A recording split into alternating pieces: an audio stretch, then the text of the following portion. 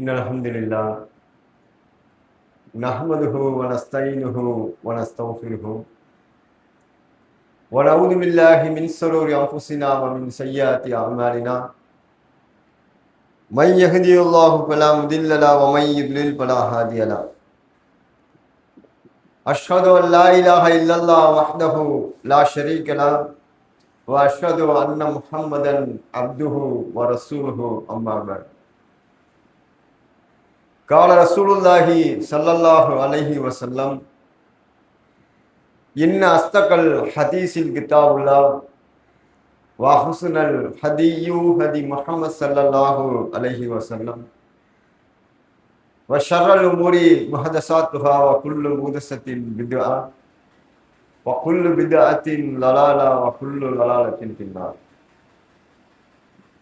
قال الله تعالى يا أيها الذين آمنوا اتقوا الله حق تقاته ولا تموتن إلا وأنتم مسلمون.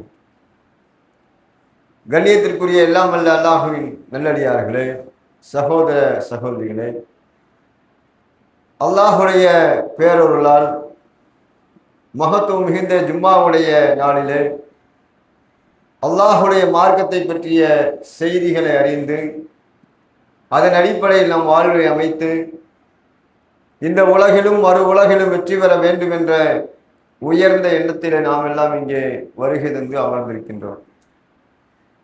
அல்லாஹுடைய சாந்தியும் சமாதானமும் நம் உயிரினும் மேலாக மதிக்கக்கூடிய இம்பெருமானார் நபிகள் நாயகம் ஸல்லல்லாஹு அலைஹி வஸல்லம் அவர்கள் மீதும் சஹாபாக்கள் மீதும் சஹாபிய பெண்மணிகள் மீதும் குறிப்பாக நம் அனைவர் மீதும் உண்டாவதாக என்ற பிரார்த்தனையோடு என்னுடைய உரையின் கீழ் வருகின்றேன். கண்ணியத்துக்குரிய அல்லாஹுவின் நல்லடியார்களே, அல்லாஹ் ரப்புல் ஆலமீன் மனித சமுதாயத்தை படைத்ததனுடைய நோக்கத்தை திருமறை குர்ஆனில் சொல்லும்போது வமா ஹலக்துல் ஜின்ன வல் இன்ஸ இல்லா லியஅ்புதுன், நாம் இந்த மனிதர்களையும் ஜின்னினத்தையும் நாம் படைத்தது என்னை வணங்குவதற்காக அன்றி வேற எதற்காகவும் இல்லை என்று அல்லாஹ் சொல்கின்றான். தன்னை வணங்குவதற்காக இந்த மனிதனை படைத்ததாக அல்லாஹ் சொல்கின்றான். அப்படிப்பட்ட அந்த மனித சமுதாயத்திற்கு வாழ்வதற்கான இடமாக பூமியை அல்லாஹ் தேர்வு செய்து இந்த பூமியிலே இந்த உலகத்திலே அல்லாஹ் வாழச் செய்கின்றான். இந்த மனிதன் இந்த உலகத்திலே வாழ்வதற்கான சகல வசதிகளையும் அல்லாஹ் ஏற்படுத்தி கொடுத்திருக்கின்றான். வெறுமனையே தன்னை வணங்குவதற்கு படைக்கப்பட்ட இந்த மனிதனை விட்டுவிடாமல் இந்த மனிதனுக்கு தேவையான அடிப்படை வசதி எல்லா வசதிகளையும் இந்த உலகத்திலே அல்லாஹ் ஏற்படுத்தி தந்திருக்கின்றான். அல்லாஹ் திருமறை குர்ஆனில் சொல்கின்றான், ஹுவல்லதி ஹலக்கலக்கும் மாஃபில் அர்தி ஜமியா, உங்களுடைய இறைவன் எப்படிப்பட்டவன் என்றால் அவன்தான் உங்களுக்காக இந்த உலகத்தில் உள்ள அனைத்தையும் படைத்தான். அல்லாஹுவை வணங்குவதற்காக இந்த மனிதனை படைத்தான். இந்த மனிதனுக்காகத்தான் உலகத்தை அனைத்தையும் படைத்தான் என்று அல்லாஹ் சொல்கின்றான். அப்ப அல்லாஹ் ரப்புல் ஆலமீன் இந்த மனித சமுதாயத்திற்கு அதிகமான அருள் கொடைகளை அவன் ஆண்டு அனுபவிக்கக்கூடிய அருள் கொடைகளை அல்லாஹ் வழங்கியிருக்கின்றான். இந்த அருள் கொடைகளை எல்லாம் மனித சமுதாயத்தை நினைவு கூற சொல்கின்றான், நினைச்சு பார்க்க சொல்றான். நாம் வாழக்கூடிய இந்த பூமியில நாம் வாழ்வதற்காக இறைவன் எப்படிப்பட்ட ஏற்பாடுகள் எல்லாம் செய்திருக்கிறான், நாம் எப்படிப்பட்ட வசதி வாய்ப்போடு இருக்கின்றோம் என்று அல்லாஹ் வழங்கிய அருள் கொடைகளை நினைவு கூற சொல்லி அல்லாஹ் திருமறை குர்ஆனிலே மனித சமுதாயத்தை ஒட்டுமொத்த மனித சமுதாயத்திற்கும் அல்லாஹ் நினைவுபடுத்துகின்றான். யா அய்யுஹன் நாஸ், மனித சமுதாயமே, அதுகுரு நிஅமத்துல்லாஹி அலைக்கும், அல்லாஹ் உங்களுக்கு செய்திருக்கக்கூடிய அருள் கொடைகளை நீங்கள் நினைவு கூறுங்கள், நினைச்சு பாருங்க. அல்லாஹ் ஏன் அல்லாஹ் அப்படி சொல்றான்? அல்லாஹ் இப்படிப்பட்ட அறிவுரை சொல்லுவதற்கு நீங்கள் நினைவு கூறுங்கள் என்று அல்லாஹ் திருமறை குர்ஆன் மூலம் நமக்கு சொல்லுவதனுடைய நோக்கம் என்ன? மனிதன் இறைவன் செய்த அருள் கொடைகளை ஆண்டு அனுபவித்துக் கொண்டு அதை பற்றிய சிந்தனை இல்லாமல் மனிதன் இருக்கக்கூடிய காரணத்தினால்தான் நினைவு கூறுங்கள் என்று அல்லாஹ் தெளிவா சொல்லி காமிக்கிறான். என்னென்ன அருள்கொடை அல்லாஹ் செஞ்சிருக்கான்? அல்லாஹுடைய அருள்கொடை என்றால் ஒட்டுமொத்த மனித சமுதாயமும் இன்னும் பிற படைப்பினங்களும் ஒன்று சேர்ந்தாலும் இறைவன் ஏற்படுத்தியிருக்கக்கூடிய இந்த இயற்கை, அவன் ஏற்படுத்தியிருக்கக்கூடிய இந்த உலகத்துடைய அந்த அமைப்பு, இவைகளை எந்த ஒரு படைப்பினங்களும் தங்களால் படைக்கவே முடியாது, அதை செயல்படுத்த முடியாது. அப்படிப்பட்ட ஒரு பிரமிக்கக்கூடிய ஒரு காரியம்தான் இறைவனுடைய அருள் கொடைகளில் ஒன்று. என்னெல்லாம் நமக்கு அருள் கொடையா இருக்கு? நம்ம நினைக்கிறதே கிடையாது. நமக்கு இந்த உலகத்துல பிறந்துட்டோம், இயற்கையா நமக்கு கிடைத்து கொண்டே இருக்கிறது என்ற அடிப்படையிலே இறைவன் செய்திருக்கக்கூடிய அந்த அருள் கொடைகளை ஒரு சிறப்பாகவே நாம் நினைப்பதே கிடையாது, ஆச்சரியப்பட்டு அதை பார்ப்பது கிடையாது, அதை ஆச்சரியப்படுத்தி கொண்டு போகிறோம். அல்லாஹ் ரப்புல் ஆலமீன் இந்த மனித சமுதாயத்துக்கு எண்ணில் அடங்காத அருள் கொடைகளை தந்திருக்காங்கிறான்.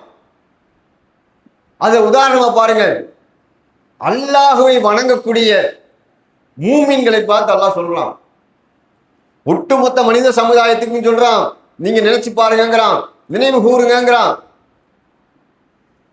தனிப்பட்ட ரீதியிலே அல்லாஹுவை வணங்கக்கூடிய, என்னுடைய இறைவன் அல்லாஹுதான் என்று நம்பிக்கை கொண்டிருக்கக்கூடிய மூமின்களிடத்துல தன்னுடைய அருள்கொடைகளை பற்றி சொல்றான்.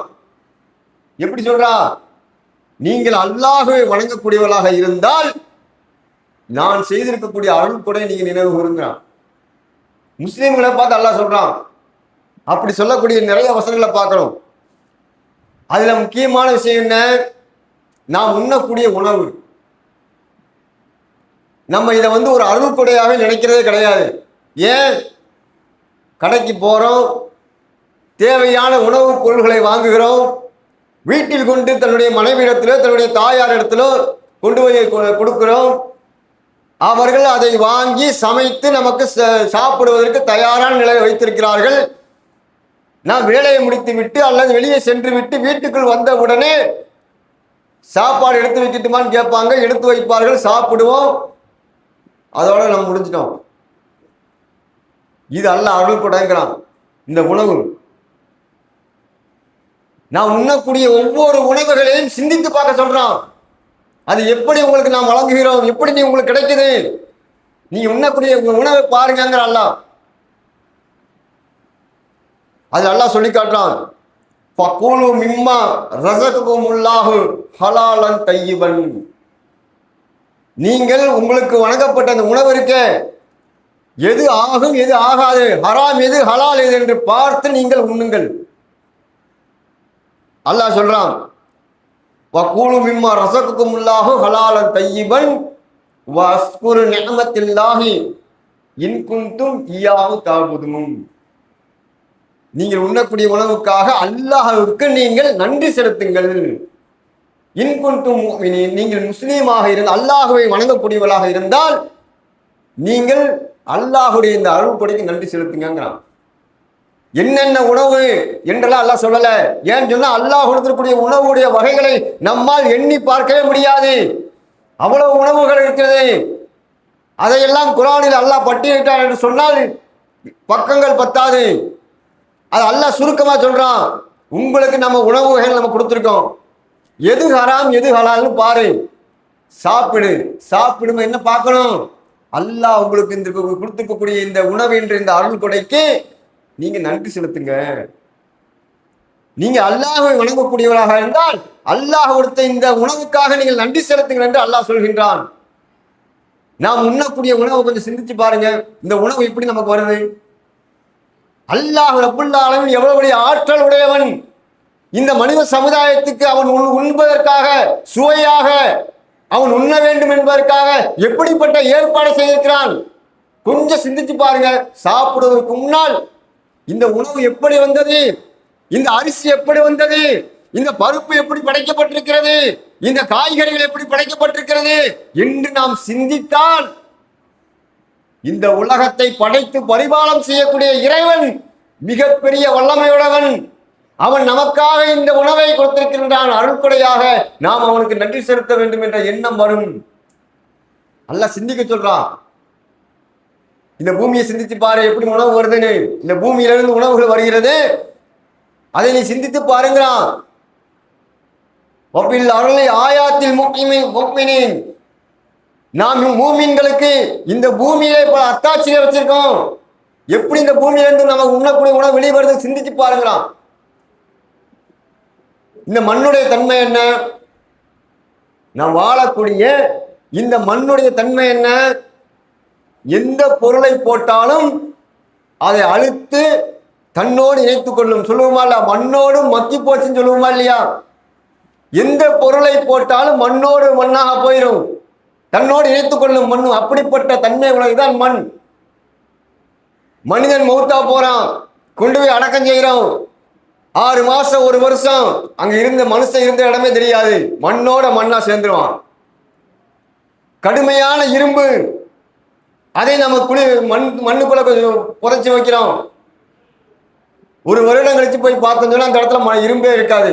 துரு பிடிச்சி 1/2 கிலோ 1/4 கிலோவா மாறும், 1/4 கிலோ 100 கிலோவா மாறும். அப்புறம் அந்த இரும்பே இருக்காது. அப்ப நாம் வாழக்கூடிய இந்த பூமி இருக்க, இந்த மண் இருக்கிறது, இந்த மண் என்பது எந்த பொருளையும் அப்படியே அழிக்கக்கூடியது, தன்னோடு இணைத்துக் கொள்ளக்கூடிய மிகப்பெரிய ஆற்றலுடையதான் அல்ல படைச்சிட்டான். இப்படிப்பட்ட இந்த மண்ணுல மனிதனை போட்டா தன்னோடு இணைத்துக் கொள்கிறது, கடினமான பொருள்களையும் தன்னோடு இணைத்துக் கொள்கிறது.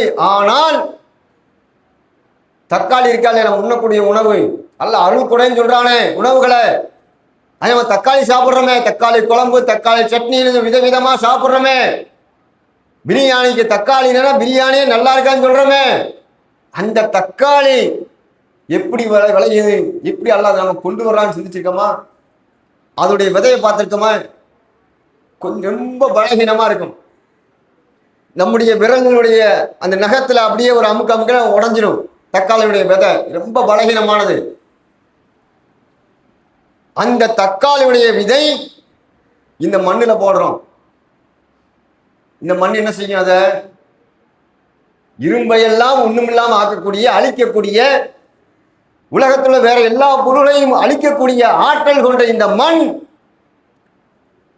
பலகீனமா இருக்கக்கூடிய ஒரு தக்காளியுடைய விதை இந்த மண்ணிலே விழுந்து தண்ணீர் அதில் சேர்க்கப்பட்டால் அந்த மண்ணுக்குள்ள போய் அப்படியே முளைத்து வெளிவரப்படுது பார்க்கணும். இதெல்லாம் சிந்திச்சு பார்க்கணும். நம்ம அல்லாஹ் எப்படி நமக்கு அருள் கூட செஞ்சிருக்கான்.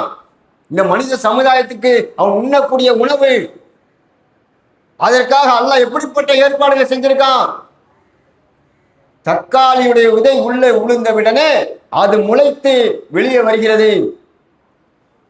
தக்காளிய விதையினுடைய நிறம் என்ன? அது ஒரு மஞ்சள் கலரா இருக்கும். அந்த மண்ணில் விழுந்த உடனே உள்ள இருந்து பச்சை கலரா வெளியே வருது. நீங்க மண்ணை என்னதான் தோண்டி பார்த்தாலும் பச்சை கலரை நீங்க பார்க்கவே முடியாது. அந்த பச்சை கலர் எப்படிப்பா வந்துச்சு?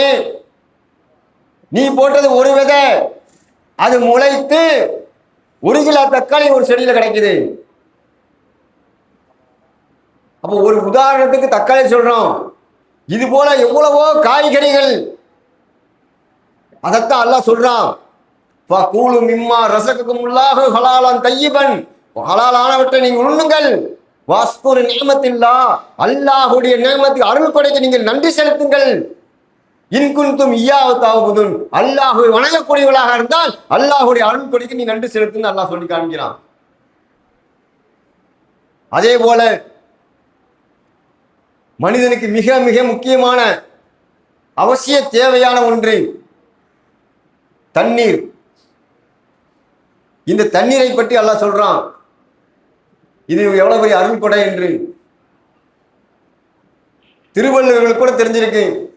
நம்ம அந்த தண்ணீரை பற்றி தாகம் எடுக்குதா எடுத்து குடிப்போம், குளிக்கணுமா எடுத்து குளிப்போம், துவைக்கணுமா துவைப்போம், வீண் விரயம் செய்வோம், தேவையில்லாமல் தண்ணீரை பயன்படுத்துவோம். ஆனால் அந்த தண்ணீரை வழங்கிய அல்லாஹ் ரப்புல் ஆலமீனுக்கு நன்றி செலுத்த வேண்டும் என்ற அந்த எண்ணம் நமக்கு இல்லை. திருவள்ளுவர் தெரிஞ்சு வச்சிருக்காரு. என்ன சொல்றாரு? நீரின்றி அமையாது உலகென்றார். தண்ணி இல்லைன்னா உலகமே இல்லை.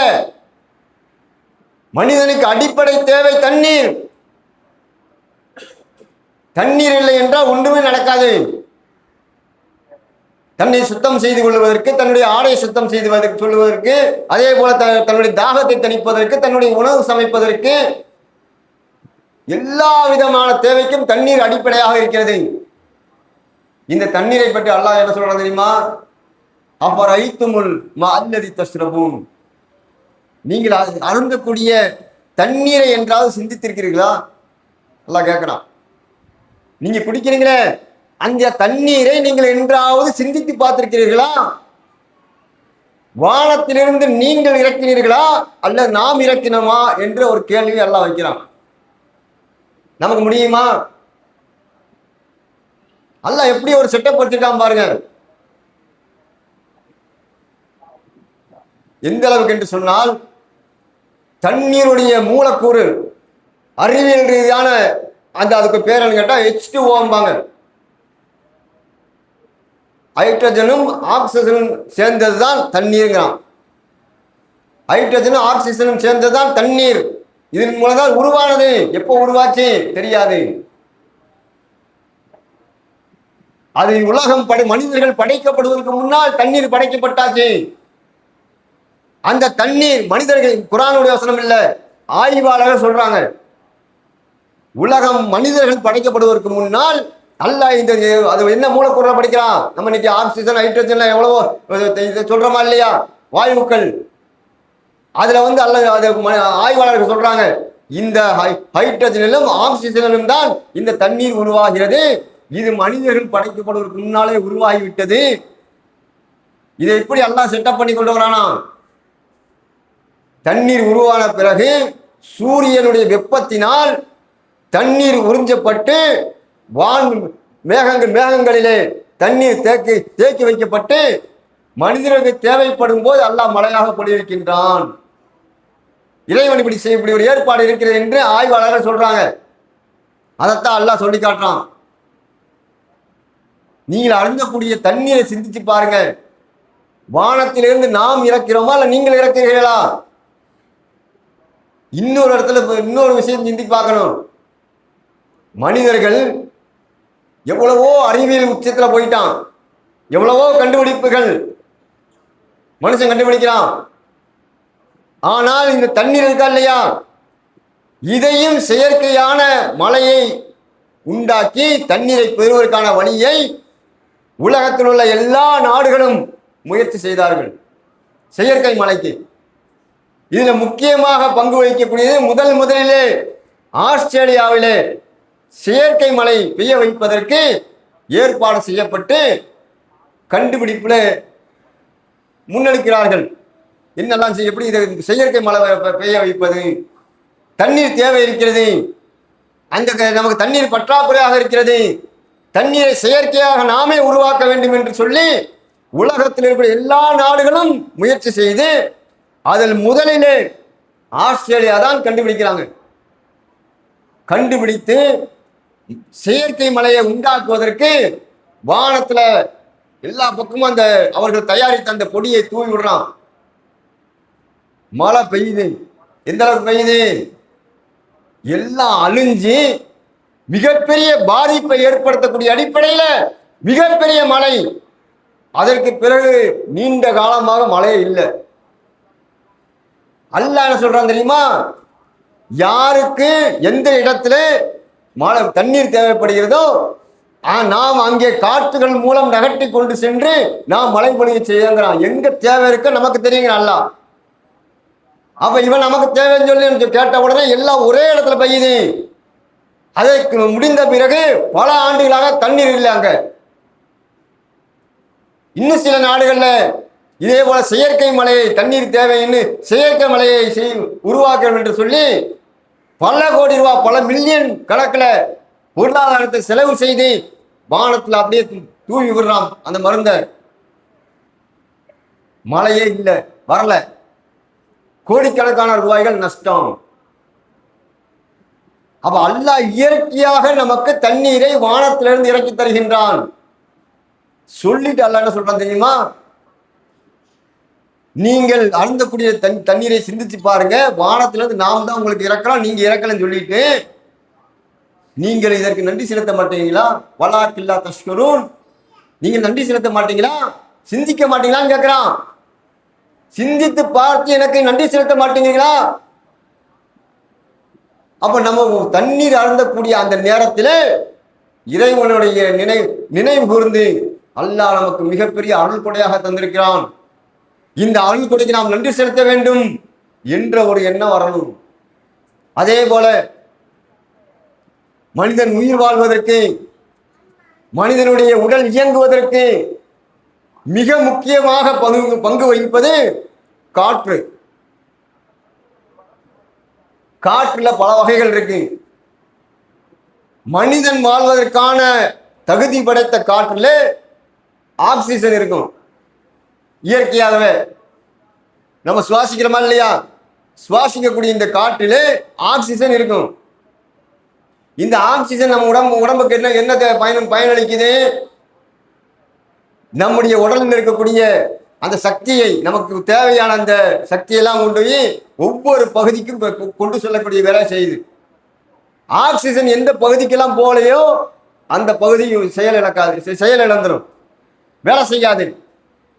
சில பேருக்கு மயக்கம் வருதும்பாங்க. ஏன் மயக்கம் வருது? ஆக்சிஜன் மூளைக்கு போகல, மயக்கம். அப்ப ஆக்சிஜனுடைய செயல்பாடு மனிதனுடைய உடலுக்கு இன்றியமையாத ஒரு தேவை. அதை அல்லாஹ் இயற்கையாக நமக்கு கொடுத்திருக்கான். எந்த ஒரு கட்டணமும் இல்லை, இயற்கை அல்லாஹ் கொடுத்திருக்கான். கொஞ்சம் சிந்திச்சு பாருங்க.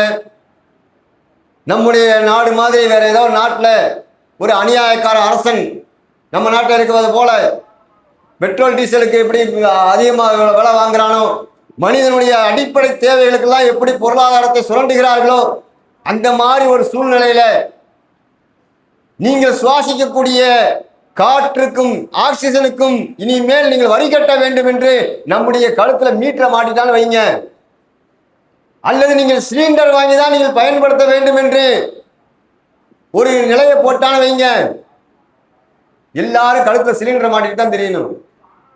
அப்பதான் உயிர் வாழ முடியும். அந்த மாதிரி ஒரு சூழ்நிலை வந்துச்சு. அதை சிந்திச்சு பாருங்க. அல்லாஹ்வுடைய அருள் கூட அப்பதான் நமக்கு தெரியும். சின்ன சிலிண்டர் ஒவ்வொரு அளவுல சிலிண்டர் வச்சிருக்காங்க. மருத்துவமனையில் நீங்க பார்க்கலாம். சில பேருக்கு நுரையீரல் பிரச்சனை, சுவாசிக்கக்கூடிய அந்த அவர்களுக்கு அந்த நிலை இருக்காது. செயற்கையாக வாயு மூக்குல டியூப் போட்டு சொல்லியிருப்பாங்களா இல்லையா? அந்த மாதிரி நமக்கு ஒரு நிலைமை வந்துருச்சுன்னு வைங்க. சிலிண்டரை தூக்கி முதுகில கட்டிட்டு மூக்குல டியூப்பை சுட்டி சொருகிட்டு அதுக்கப்புறம் அப்படியே சுவாசிக்கக்கூடிய ஒரு சூழ்நிலை வந்துருச்சுன்னு சொன்னா நமக்கு நிலைமை என்ன? எவ்வளவு தெரியுமா வேலை? நான் கூகுள்ல பார்த்தேன். 4 கிலோ 200 கிராம் உள்ள ஒரு சிலிண்டர் லிட்டரு கணக்கில் 6 லிட்டரு 6.4 லிட்டரு அதனுடைய லிட்டரு கணக்கில் அதனுடைய வெயிட்டு 4.200 கிலோ. அமேசான்ல போட்டிருக்கான். 12,500 ரூபா. எவ்வளோ? நாம் அந்த சுவாசிக்கூடிய ஆக்சிஜன் இருக்கு, அதை நீங்க விற்கிறான். மருத்துவமனையிலே மூச்சு விடுவதற்கு சிரமப்படக்கூடியவர்களுக்கு செயற்கையாக மூச்சு அவர்கள் சுவாசிப்பதற்கான அந்த சிலிண்டருடைய விலை 12,500 ரூபா.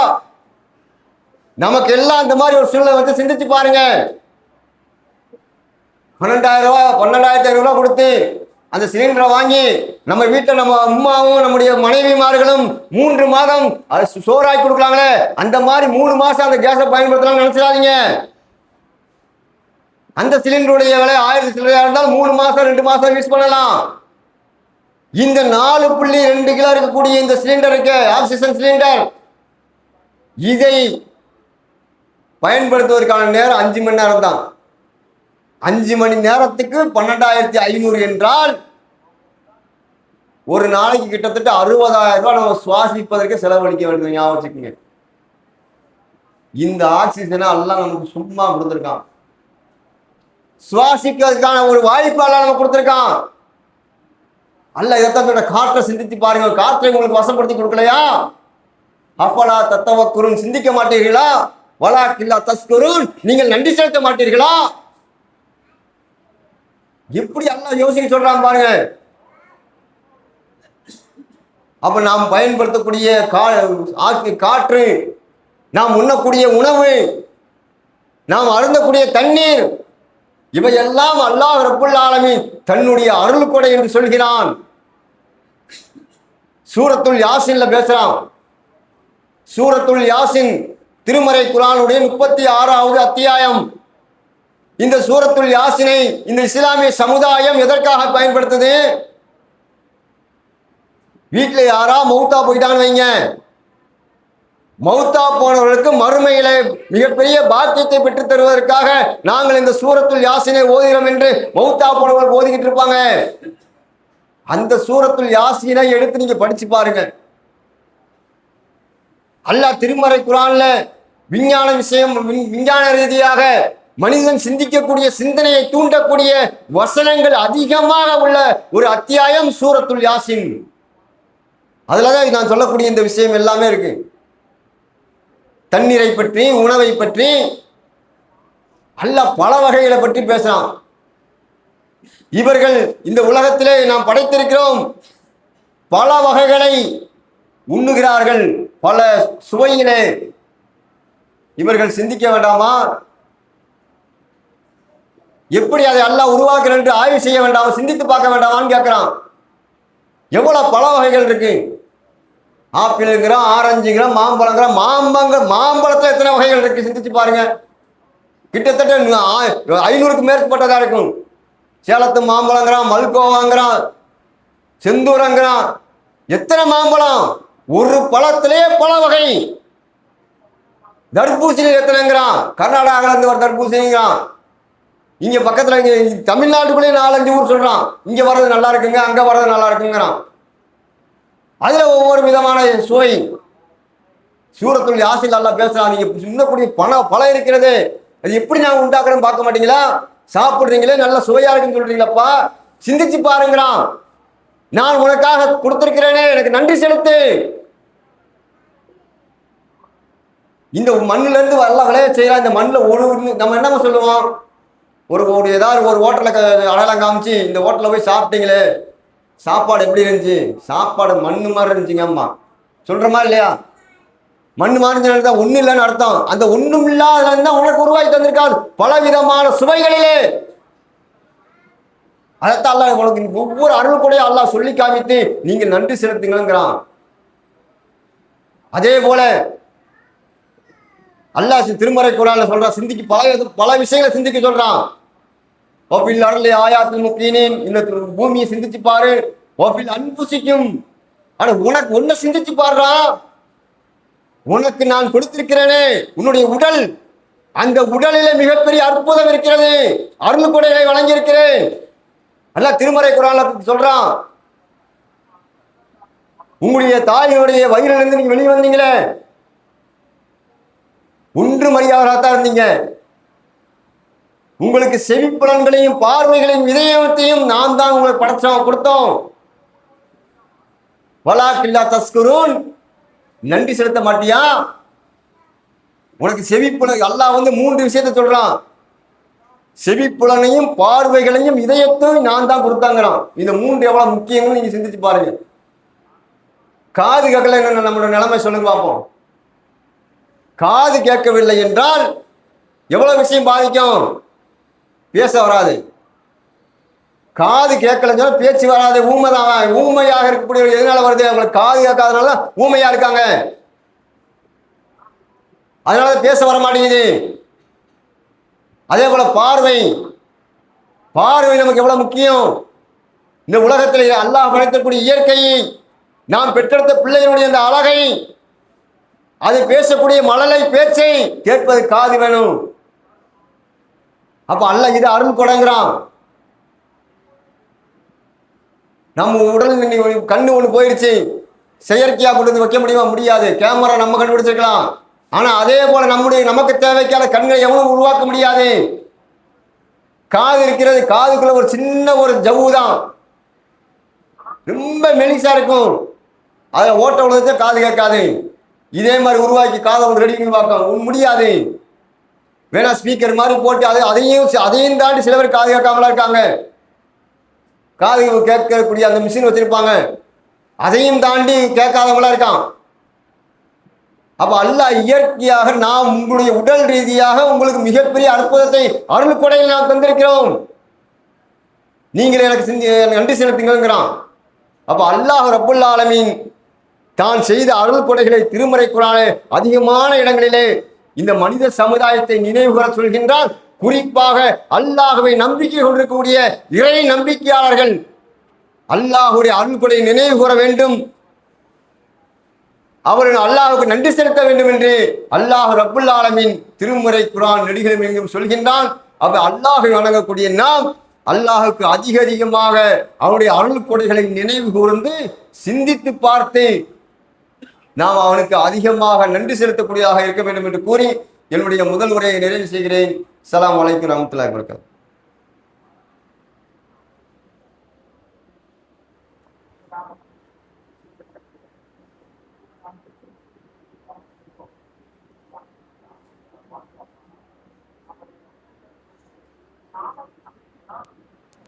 அல்ஹம்துலில்லாஹி ரப்பில் ஆலமீன். அல்லாஹும்ம ஸல்லி அலா முஹம்மத் வ அலா ஆலி முஹம்மத் கமா ஸல்லைத அலா இப்ராஹீம வ அலா ஆலி இப்ராஹீம இன்னக ஹமீதும் மஜீத். அல்லாஹும்ம பாரிக் அலா முஹம்மத் வ அலா ஆலி முஹம்மத் கமா பாரக்த அலா இப்ராஹீம வ அலா ஆலி இப்ராஹீம இன்னக ஹமீதும் மஜீத். கண்ணியத்திற்குரிய எல்லாம் அல்ல அல்லாஹுவின் நல்லடியார்களே, அல்லாஹ் ரப்புல் ஆலமீன் இந்த மனித சமுதாயத்திற்கு செய்திருக்கக்கூடிய அருள் கொடைகளை, அந்த அருள் கொடைகளை அனுபவிக்கக்கூடிய இந்த மனிதனுடைய நிலையை பற்றி அல்லாஹ் சொல்கின்றான். அல்லாஹ் திருமறை குர்ஆன்ல சொல்கின்றான், நாம் இந்த மனிதர்களுக்கு செய்திருக்கக்கூடிய அருள் கொடைகளை நீங்கள் கணக்கிட வேண்டும் என்று எண்ணினால், என்னென்ன அருள் கொடை செஞ்சிருக்கான், காத்து மழை சாப்பாடு உணவு, இப்படி என்ன ஆரம்பிக்கணும்ல, இப்படி நீங்க என்ன ஆரம்பித்தால் உங்களால எண்ணவே முடியாதுன்னு லா துஹ்சியான்னு உங்களால எண்ணவே முடியாது. அவ்வளவு அருள் கொடைகளை நாம் இந்த மனித சமுதாயத்துக்கு நாம் தந்திருக்கிறோம் என்று அல்லாஹ் சொல்கின்றான். அதை அனுபவிக்கக்கூடிய நாம் நன்றி மறந்தவராக இருக்கோம் என்ற குற்றச்சாட்டையும் அல்லாஹ் வைக்கின்றான். மனிதர்கள் எப்படி இருக்காங்களா, இன்னல் இன்சான லலாலுமுன் கஃபாரும், மனிதன் மிகவும் நன்றி கெட்டவனாக இருக்கிறான், நன்றி மறந்தவனாக இருக்கிறான் என்று அல்லாஹ் திருமறை குர்ஆன்ல பல இடங்கள்ல சொல்றான். என்னுடைய அருள் கொடைகளை அனுபவிக்கிறான், நான் கொடுத்த காற்றை சுவாசிக்கின்றான், நான் அவனுக்கு வெளிப்படுத்தி மண் பூமியிலிருந்து வெளிப்படுத்தி கொடுத்த உணவுகளை உண்ணுகிறான், நான் வானத்தில் இருந்து இறக்கி தந்த தண்ணீரை அருந்துகிறான், தாகத்தை தணிக்கிறான். ஆனால் அதிகமான மக்கள் நன்றி கட்டவர்கள் என்று அல்லாஹ் குற்றச்சாட்டை வைக்கின்றான். அப்ப அல்லாஹுவை நம்பிக்கொண்டிருக்கக்கூடிய நாம் அல்லாஹுக்கு நன்றி உள்ளவராக இருக்கிறோமா என்று ஒவ்வொருவரும் சுய பரிசோதனை செய்யுங்க. ஒரு லாஜிக்கா சிந்திச்சு பாருங்க. நம்ம ஒரு ஆளுக்கு உதவி செய்யறோம், ரொம்ப கஷ்டப்படுறாரு, சாப்பாட்டு வழி இல்லாம இருக்காரு, அவருக்கு பொருளாதாரத்தை கொடுக்குறோம், அல்லது பசிக்குதுன்னு சொல்லும்போது உணவை கொடுக்குறோம், கொடுத்து ரொம்ப நாளைக்கு அவருக்கு நம்ம உதவி பண்ணிக்கிட்டே இருக்கோம், அவருக்கு நல்லா ரெடி ஆயிட்டாரு, தயாராகி அவரே சொந்தமாக சம்பாதித்து எல்லா தன்னுடைய தேவைகளையும் தீர்க்கக்கூடிய அடிப்படையில் அவருடைய நிலை ஆயிடுச்சு. நம்மளை ஒரு நாளைக்கு யதார்த்தமா பார்க்குறாரு, கண்டுக்காம திரும்பிட்டு போற, என்ன சொல்லுவோம், நீ என்ன சொல்லு மனுஷன், நம்ம என்ன சொல்லுவோம், நன்றி கெட்டவனா இருக்க, எவ்வளவு உதவி நான் பண்ணியிருக்கேன், நீ அவ்வளவு கஷ்டப்படும் போது சாப்பாட்டு வழி இல்லாத போது நான் இவ்வளவு செஞ்சேனே அவ்வளவு செஞ்சேன்னு நம்ம சொல்றோமா இல்லையா? அதே போல மனிதன் இன்னொருத்தர் அல்லாத விலங்குகளின் மூலம் மனிதனுக்கு ஒரு உதாரணம் சொல்றான். என்ன உதாரணம்? குதிரையை பத்தி சொல்றான். அதே போல கால்நடை ஒட்டுமொத்த கால்நடைகளும் சொல்றான், உங்களுக்கு கால்நடைகள் நாம் உங்களுக்கு வசப்படுத்தி கொடுத்துருக்கோம். நம்ம இந்த விலங்குகள்லே நன்றி உள்ள என்ன சொல்லுவோம், நாயத்தான் சொல்லுவோம். அப்போ உனக்கு இறைவன் உனக்கு வசப்படுத்தி கொடுத்த கால்நடைகள் உனக்கு நன்றி உள்ளதாக நீ சொல்வதெல்லாம் கேட்கக்கூடியதாக ஒரு குதிரை இருக்கிறது. அந்த குதிரையில ஒருத்தன் போர்க்களத்துக்கு போறான்.